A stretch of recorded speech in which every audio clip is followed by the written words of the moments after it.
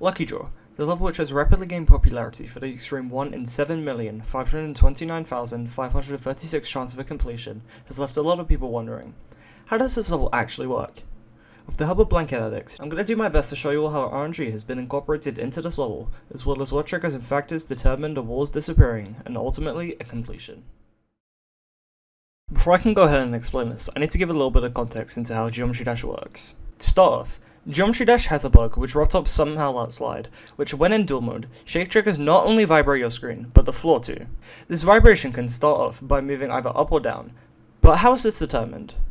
Well, Geometry Dash has a built-in RNG system, a constantly changing number which is used to determine many things, such as the generation of particles, and the messages you see within the Vault of Secrets. When a shake trigger activates, it looks at GD's current RNG value, interprets that as an angle, and then moves the screen a certain amount of distance in the direction. Due to the bug, where the floor is linked to the movement of the screen in dual mode, the floor also moves at this random angle, which means it randomly moves a certain amount of distance either up or down. This bug is used, along with collision blocks, to randomly move the bottom player either up or down, register the direction the player went using collision blocks, and accordingly create a response within the level, depending on the outcome. If we take a look at Lucky Draw within the editor, the first things you may notice is the 5 collision blocks at the start of the level, in which they have their own purpose when it comes to creating that response according to how the player moves. Collision block 1 is locked to the bottom player's movements. This means that block 1 will follow the player if it goes up or down. Block 2 is used to register an upwards movement from the player, as block 1 is required to move upwards in order to make contact with block 2.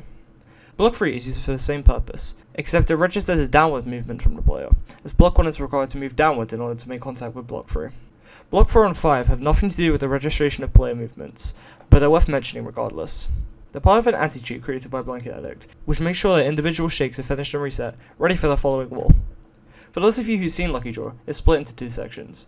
The first 46% consists of 19 individual shake triggers, which are responsible for toggling off the walls of spikes by using collision blocks mixed with the movements of the players due to the floor bug.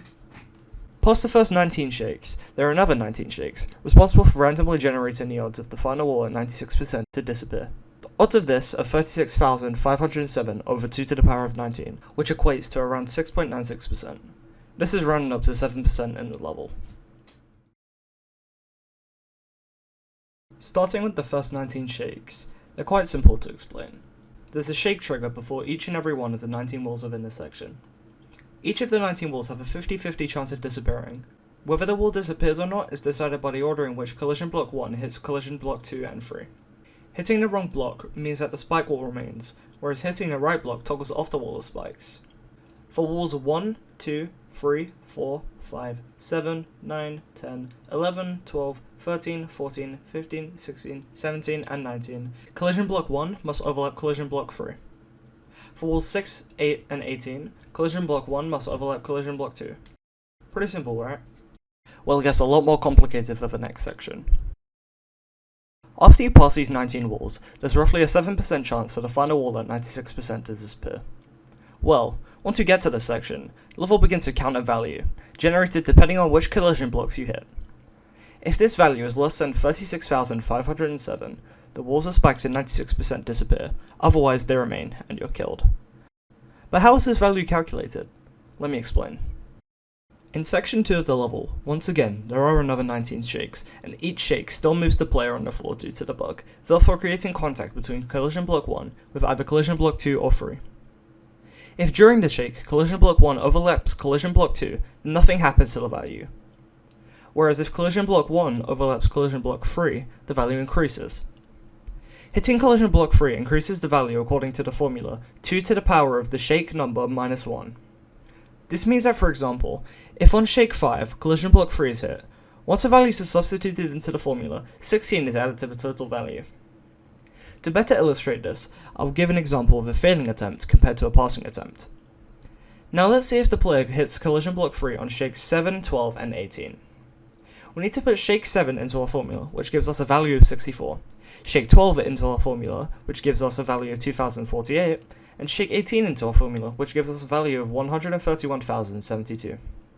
Once these 3 values are added up, we have a final value of 133,184, which is more than 36,507. Due to this, the wall of spikes remain and you die. Now another scenario could be that the player has collision block 3 on shakes 1, 2, 3, 4, 5, 6, 7, 8, 9, and 15. I'm not going to bore you guys with the math, you can all try it if you want, but once these values are put into our formula, we have a final value of 33,790.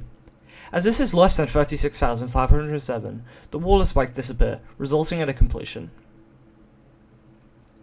I know that this was a lot, and if I'm honest I'm terrible at explaining stuff, but I hope you somewhat understood what I was getting at throughout the whole video. Once again, huge thank you to Blanket Addicts for helping out with this video. Their channel link's in the description, you should all subscribe to them. Thank you guys for watching, and I'll see you all later. Goodbye.